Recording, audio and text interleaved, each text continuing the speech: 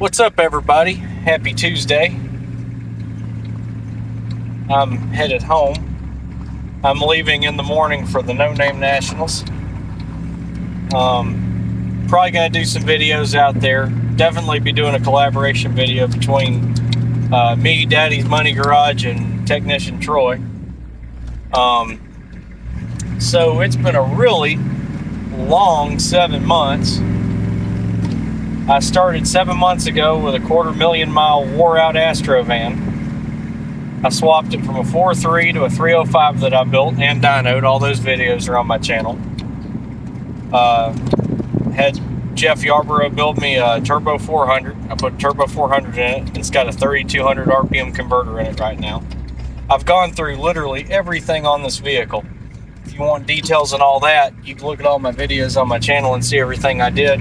I'm usually pretty good about putting like my actual combination in the description on videos. But I just filled up with gas. I washed it. All the fluids are changed. Everything's serviced. We're gonna go do some drag racing this week. So I guess about 3 or 4 weeks ago, I took it to the track when it had a factory converter in it. Only had maybe 28 degrees total timing in it, and the carburetor was really rich. It was just pretty much put together and, set up just to run. And, first time out at Music City Raceway, it went 12:06 at 61 miles an hour, which isn't great. I mean, that's barely any faster than the 4.3 was, but that's with the thing that's just absolutely crutched, because of the factory converter. The camshaft and everything that's in this engine, it doesn't really start making power till about 3,000 RPM, and the factory converter would literally flash stall at 1,200 RPM. So this thing was like a dead nuts dog. But I've gone through the carburetor and got it pretty close. I've actually gone 3 sets of rods laner in this AVS 2650. It was very rich when I got it. It has a 1-inch 4-hole phenolic spacer under it now. It's got no more vacuum advance. I found out with the really loose converter in this thing that it would actually have some slight ping, like part throttle, just flashing around town because you're light throttle and it's got a ton of vacuum with the throttle mostly closed, and then you'd run into a situation where you'd have 16, 17 inches of vacuum. So it would, vacuum advance with the timing I had in it. It was getting pretty high. But I've got it set up right now at right at 12 initial, and it's got about 34 total in it with no vacuum advance, which is good. And the mechanical advance, it's all in at 2,000, so pretty good. So between the carburetor and that, I mean, it picked up a ton of power, probably 15, 20 horsepower alone just off that. Be amazed at what a carburetor and distributor being out can do. But what really woke it up was the converter. And I mean, I'm just driving around my neighborhood. This thing's in drive. It won't downshift just because it's a Turbo 400 and I don't have the electric kickdown hooked up on it, but you can like literally flash the converter well over $3,000 just driving around. Like, here's the hill going up to my house. That's $2,000. That's $3,000. It flashes pretty good. That's second, 2,500. Yeah, it'll flash 3,200. Real loose. Man, this thing comes out of the hole like a banshee when you do that. Hello. All my neighbors love me. But I'm just wanting to do a recap video, for everybody that's been following along. But going back to that time slip, I can promise you, it's not going to run a 12:06 again, ever. I'm going to be really shocked the way this thing runs. I'm going to be really shocked if this thing runs any slower than a 1050. I mean, I was actually hoping for 990s, but there's no reason that this thing shouldn't run 1050s at the very least.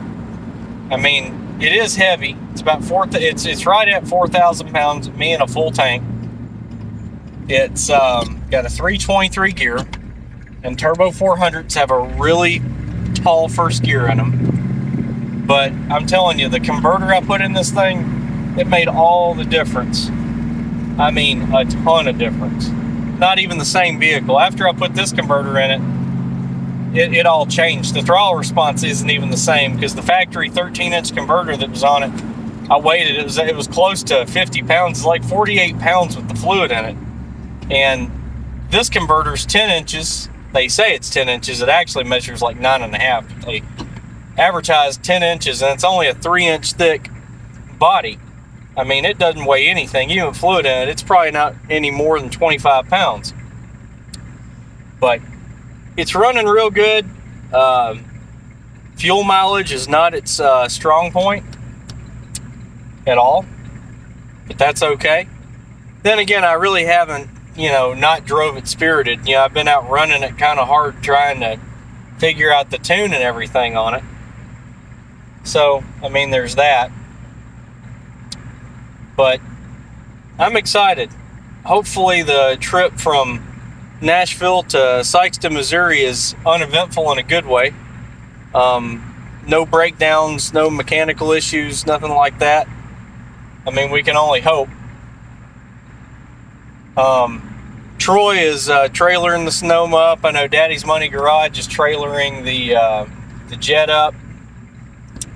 But I'm driving this one all the way.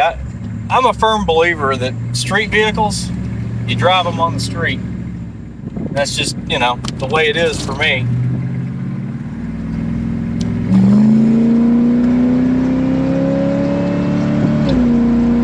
Yeah, it don't pull too bad.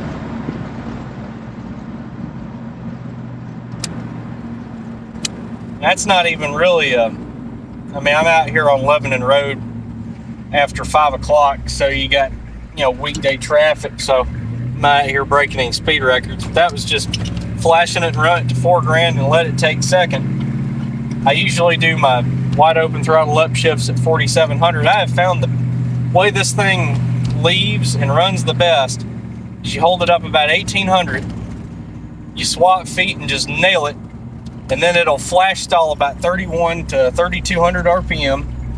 You let it come out of the hole good and hard. It doesn't even spin. Sometimes the tires will just squeak a little bit. Let it get rolling, and then right at 4,700, bump it up into second. It loves that. And with this loose converter, it never drops below 4,000 RPM when you shift it at 4,700. So it's right there where it's making both peak torque and peak horsepower. Peak horsepower is at 4,700. Peak torque's at 37. It's got great momentum. So I honestly would not be totally shocked if this thing ran like a 990. It wouldn't surprise me one bit. But I will definitely update you guys. I'll keep putting time slips and videos out. So stay tuned this week and weekend, and you'll see plenty of it. Y'all take it easy.